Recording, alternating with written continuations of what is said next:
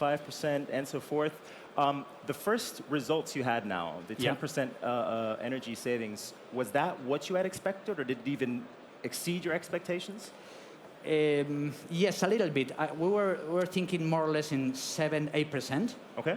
Because from the beginning we see that all the challenge that we have at the beginning we can exceed, but it's exceed a little bit more. So you were pretty much on target. Good to know. We're going to fill up the stage now, ladies and gentlemen. So let's bring them back on stage. Cedric Neike and also Dr. Carsten Wildberger. Please have a seat wherever you feel like. We'll just start right over there. There we go. And like I said before, we have three gentlemen here, three basically complete different, but also very close-knit angles on this topic. And first, there is Cedric Neike, member of the managing board of Siemens AG. And he is someone that merges the data and the energy worlds for greater efficiency, security, and sustainability. Then we have Dr. Carsten Wildberger, a commercial member of the board of management at E.ON. And he kind of cleans and decentralizes the energy world, right? Can we say that like that? Kind of. And we also have Pablo de la Puente, who we just had on stage, from Gestamp, who reduces his carbon footprint by taking energy from the clouds. Yeah. This is kind of how I would describe... saves $8 million. Yeah. our three experts here on stage. Now, I'd like to find out in this discussion what the three of them, or better said, the companies they represent, could achieve by working even closer together than they have done so in the past. So before we get into this topic, just a short warm-up here. Maybe you can tell me your initial thoughts when you hear the words digitization, digitalization, and digital transformation. I'd like to start with Dr. Wildberger. Well, that's the mother of all buzzwords these days. Well, to be honest, the first thing that comes to my mind are still customers, because the most fundamental thing that in my view is changing, how customers engage with companies, how they purchase products, the type of products they have. It's the whole customer relationship. And one level behind that, data, models, algorithms, is actually changing not just that relationship, creates new business model, but data at the end is a means to an end. And the end is actually the customer. Mr. Neike. He thinks customer, I think my kids. I mean, when I think of digitalization, my kids don't have a phone anymore, have better information of what's going to happen than me, are linked in a completely different way. And I'm saying this for a different reason, because I think that this digitization, which is a buzzword, and it finally reaches in the industry, is something which came out of the consumer world. The consumer world has completely changed the way information is being produced, consumed, and analyzed. And it's going now into different sort of other elements, like the energy sector, like the industry sector. So for me, digitization is the capability to make sense out of things we didn't know before and do it much, much faster. That would be my view. So, Pablo? Okay, in my case, I think I said before, I think in collaboration. I think digitalization, you can say that it's a new collaboration way of work. And for me, perhaps it's more important, it's something that I've heard in a plant, implementing not this project, another proof of concept, that one operator told me and said, okay, that you are doing is digitalize internal knowledge. Exactly. So it's putting in context, putting for everybody the internal knowledge that the people in the plant has. So, Dr. Wildberger, the first question goes to you. Where do you see the biggest opportunity when we talk about digitalization in the electricity sector, also for your customers? Well, the biggest impact is actually on the decentralized world, because such a decentral world which has to optimize flexibility in a way that was not possible before, you need real-time data exchange to connect everything, that you can provide a stable energy system. Beyond that, that's the primary, I would say, driver for us. Then you have other layers that, for instance, in the home, through energy, you will get new applications in the home. Everyone talks about the smart home. There are different ways of being smart. One is how you manage your whole, say, dishwasher at home, the washing machine, the fridge, and you can do so much more with energy. So there's also other value add on top of that. And at the end, if I think about customers, the whole sectors are becoming more emotional. Customers become an active player in this world. It's a great feeling when I, as a private customer, can produce my own energy.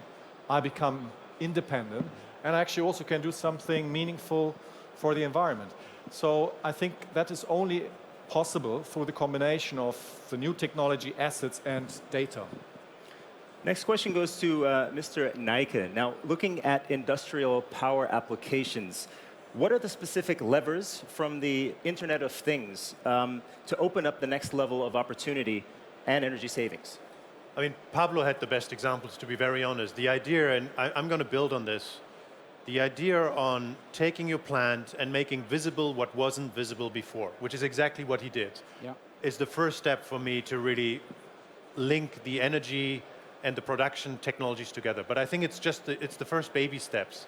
Imagine he doesn't have to. You said that you see a different change, you send an SMS or an email. Imagine this would happen automatically. Imagine this is becoming a process in which the presses automatically adapt depending on the energy prices Carsten produces. Carsten has a lot of sun, a lot of extra energy. He gives it over to Pablo, and he starts sort of producing those energy elements together. So I think digitization takes us out of being blind of what's happening and being stochastic to being much more dynamic. I think the next stage of where we need to build more intelligence and where we're focusing on is to make this continuous. A continuous process which optimizes itself. And that's where the buzzwords where we were starting, artificial intelligence and big data, actually make sense. Because imagine that Pablo now has a dynamic environment to do this. He will save not 8 million, but 10, 15, 20, and being much, much more productive than any of his competitors. And I think that's where we're going, in which direction we're going.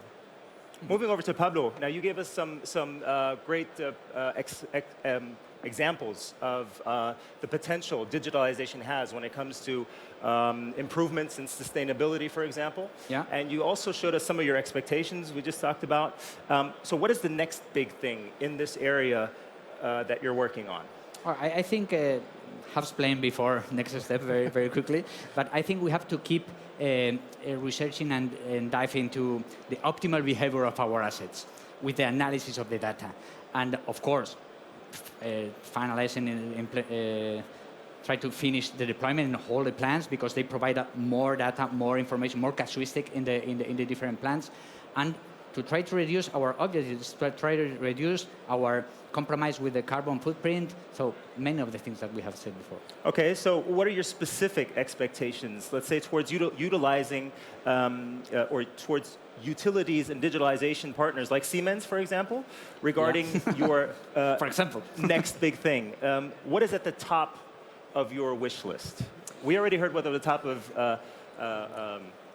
I think he has anticipated again, but for us, not only in this project, I think next step could be auto control of the machines. For example, with the information that we're receiving in energy or any problem that we can have in the asset, to try to avoid more maintenance, to try to avoid to stop the production line. That for us, the availability of the presses are key. So if we can, in a cloud base, in real time, an auto control of our elements, and we don't have to wait for a maintenance person to do these things, and we can, by any algorithms or machine learning or whatever, can control the machines. I think will be the next step on my wishes. I think it's not so close, but why not? And I'm just going to jump on it. Just if we partner, I mean, imagine a world where you become the best in the industry at running energy to parts. This is what you do. Actually, you take energy and you make parts with a certain format of it. That's what Gestamp does. And you become so good that you could tell other similar producers on how to sort of optimize it. You become really sort of good at it. Now imagine you telling, and we could learn from it and we could take it to another industry. Now you go to Carsten and say, this is my peaks of energy at this place. Yes. He could optimize his production. He knows, you know what, I have lots of sun, I have lots of wind, Pablo, let your stamping go faster. That's the partnering in this it's not only the link within your industry, it's the link to Siemens, it's the link to Aeon. It really becomes an ecosystem which saves energy, which becomes more efficient and becomes self-learning. And I think that's the world which we want to go into. Yes, finally to add, so we are working, by the way, we are working in a project, it's not in an energy efficiency, a multi-step process. It's a technology that we are implementing to increase the OEE, to increase the productivity, and we are trying to do this with you, with the industrial team, to trying to auto-control the machine and not depend on people. To optimize. Next question goes to Dr. Wildberger. Now, what are your future plans to support the key digitalization endeavors of industry customers, like Pablo just mentioned? Well, we have, of course, kind of off-the-shelf solutions that we sell. We also partner. MindSphere is something which we also have in the portfolio. But the real creation, if you think of products these days, we come in the 20, 30 years ago from a more static world. You build a product, you use it for 10 years, you sell it to a customer, etc. The world has become much more dynamic. There is no such thing as the product, you build it and it's finished. It's a continuum. And the real innovation happens actually with customers and clients by working together, which are called co-creation. So you have to go through natural steps. So if you want to reach the point where you have full automation with kind of artificial intelligence solution, you have to go through the phase of transparency. So if you want to be the master in algebra, you still have to do algebra 1. You can't miss it. So there are steps, and I would say the future for industries is actually learning better to partner across companies and work with clients. So those solutions, the most successful products we have, the value we bring to customers are those clients where the teams manage to work together on a continuous basis to develop things for the client. And this is how software gets developed these days and also products gets developed these days. And also saw from your keynote, you give a guarantee, basically, right? We underwrite savings for our customers for a period of time. And actually, we often change the view what's possible in the process. Mm-hmm. And that's why I'm a true believer in business. It's actually not a transactional world. In a digital world, it's also more about relationships, connectivity, but also amongst how companies work together on a client's problem. Mr. Naika, now alongside the Internet of Things, digital twins seem to be the new species arriving here on our planet. At least you can see a lot of them here at the Siemens booth. Now, how can they help Pablo also with his next big plans, for example? What is the idea of a digital twin? So the idea of digital twin is instead of doing something physically is to virtually sort of simulate it. Might it be, I don't know, I think a sneaker with what we do with Adidas, might it be a machine tool, but might it be also a process for Pablo? So imagine Pablo he's going to build more plants, but with all the knowledge he has, he could simulate how this plant of the future would look like. He could talk to actually Carsten and say, how's your energy consumption? And he could really sort of think through before he has to physically build it and then optimize it. That's what it happens. So we go in a world where we virtually build something, test it, optimize it before it even has a physical application.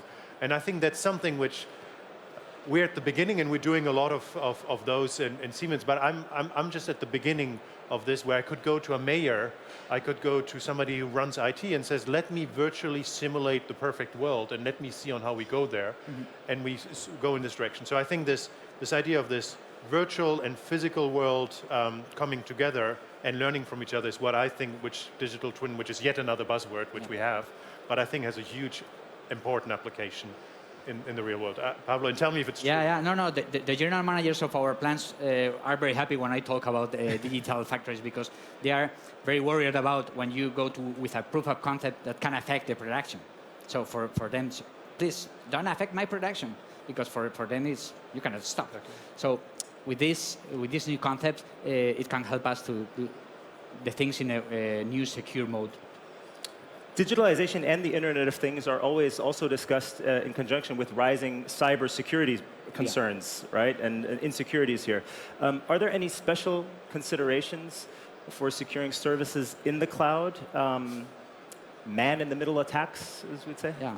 Perhaps Carsten can help me, but okay. I think we have tried to isolate all the information, all the data that we are gathering from the equipment to try to avoid any problem, and we are doing this in an encrypted way with different VPN channels. So we try to isolate the information and try to put them behind firewalls and different tools that we are implementing, because why not? If it's a risk. It's a risk for the plant. It's a risk for all of us that we are here, and we have to manage.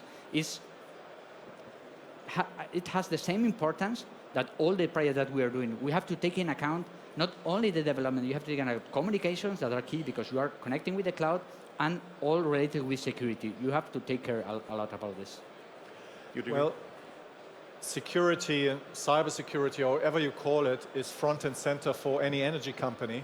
Yeah. Because imagine that something happens and the energy system goes down, and luckily, we haven't seen that very often. So you can also assume that there is a lot of effort, knowledge behind the system. Nevertheless, you can never say you're totally secure.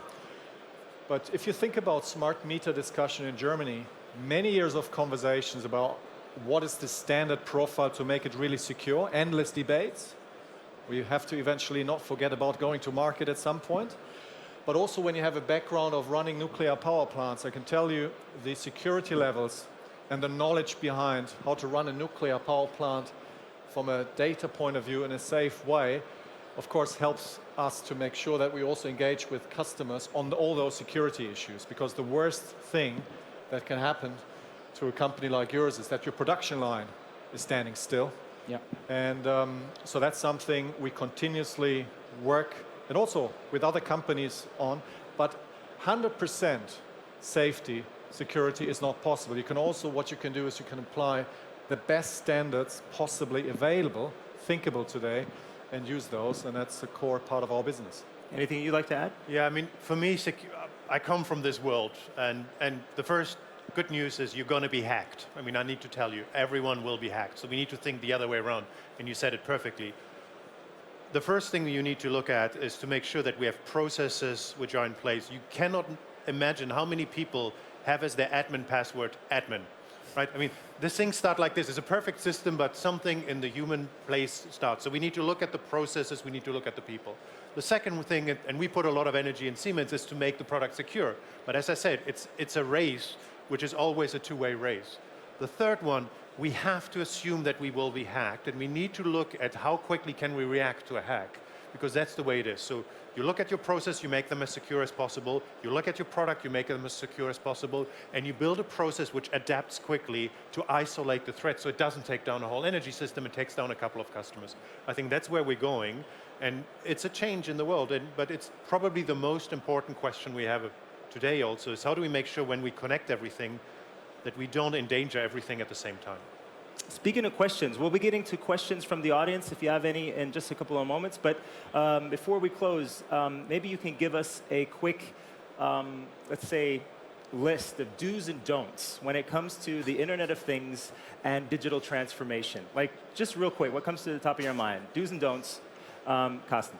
Well, I won't give you don'ts because there are an endless number. I'll give you the do's, and the don't is the opposite of the do's. So the first thing that comes to my mind, I can't say that enough because I don't hear it very often, is actually the customer obsession. Whatever we do, is my personal opinion, deep conviction, whatever we do as companies, no matter if we're a B2B company or not, when we think about digital, it's a means to an end. It's about the customer. The second one is, when we think as companies, and that's something we are embarking on as well, we try to avoid proxies. We try to avoid trade-offs when we think about solutions. You either go all in a process, you digitize or automate the whole process, but not just bits and pieces, and you don't compromise. And the third one is really incredibly fast decision-making. Thinking bold and breaking that down, how to implement it, but being incredibly fast along the way, because you may not get it right, but you have time to react. So customer obsession, no proxy, no trade-off, that's the ambition level, and then being incredibly fast in that implementation cycle. And last, I think you can only successfully transform, and that's a leadership job, by being positive. Positivism, I mean, when I think about the debate sometimes about are we do it in Germany about becoming digital and then finger pointing, are we doing enough? I mean, nothing great can be created without being positive. And I think when you think about a digital agenda, which is actually quite exciting, it has to be also positive and full of energy. And I think that's a leadership job to create that environment. And that's why we don't hear don'ts from Mr. Wildberger, right? Okay. How about you, Pablo? Okay, I think those, perhaps. I think we have to think in the people to find the correct people in each plant. I think if the people that has initiative, that has to make the first step to say, okay, I want to participate in this. When we do a proof of concept in any plant of any project, one of the main things to select the plant is if the plant, if the case that we want to treat, the plant has the best performance, are the best people that are in the plant, because if we can increase the efficiency, the quality, or whatever we are treating, we can to do in the rest of the plants.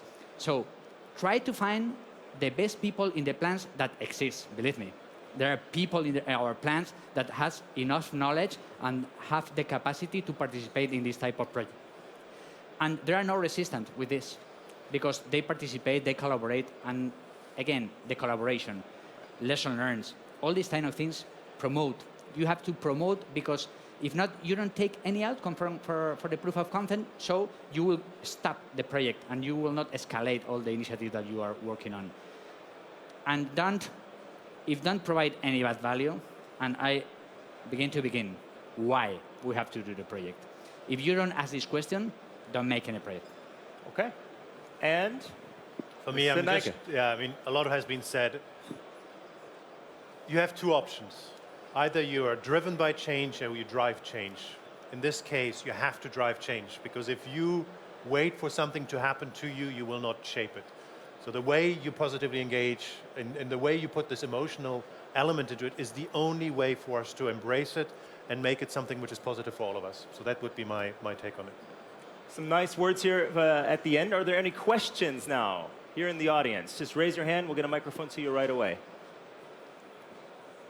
Everybody looks very happy. Look at this audience. They're all we haven't smiling. answered all your questions, so that's... Okay, but there's one question right over here. Can we get it up in the third row? There we go. My name is Tom de Vries. I'm from Bentley Systems. We work with Siemens.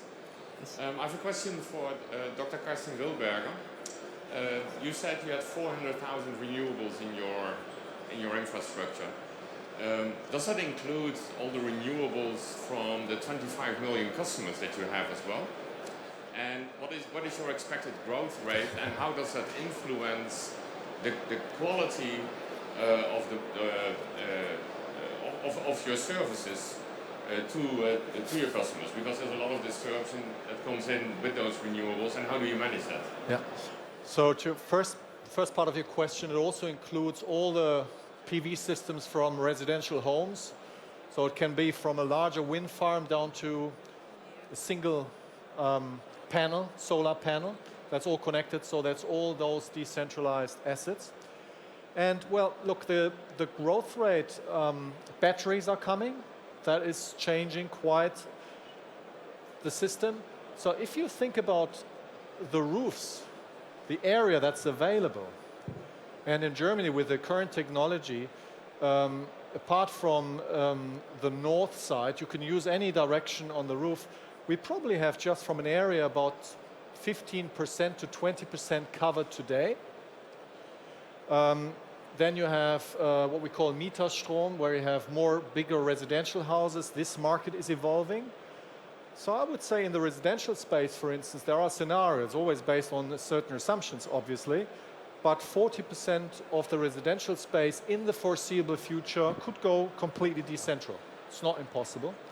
And then also think about e-mobility, which is, if that is an exponential growth rate, we're in the beginning, but by doubling every year, it will grow very fast. And that's also a decentral asset connected to the grid. So we are actually investing, developing software as we grow, and that is increasingly important. So we are very positive about the opportunity, how the growth will unfold. And we haven't talked about storage as part of the whole game, which is, I think, also in your case, something potentially very interesting, for instance, to reduce to shave your peaks off, etc. And we have a special team that manages the flexibility in the system and markets that as well. So anything we sell today has a component of flexibility involved. So give you an idea. He's nodding his head, so hope that answered the question. Any questions from this side? All right. So then I'd like to say thank you to our guests here today. Let's give them a big round of applause, ladies and gentlemen. Cedric Neike, Dr. Carsten Wildberger, and Pablo de la Puente. Thank you very much. Also to you watching at home, feel free to stick around. We'll be with our next presentation in about 15 minutes. No? We have? Now? All right, we have it now. Okay, well, we're faster than we expected. So we're going to clear the stage, and I wish you guys a great time here at Hannover Messe 2017. Thank you very much for being with us. Bye-bye. Thank you. Bye-bye. All right.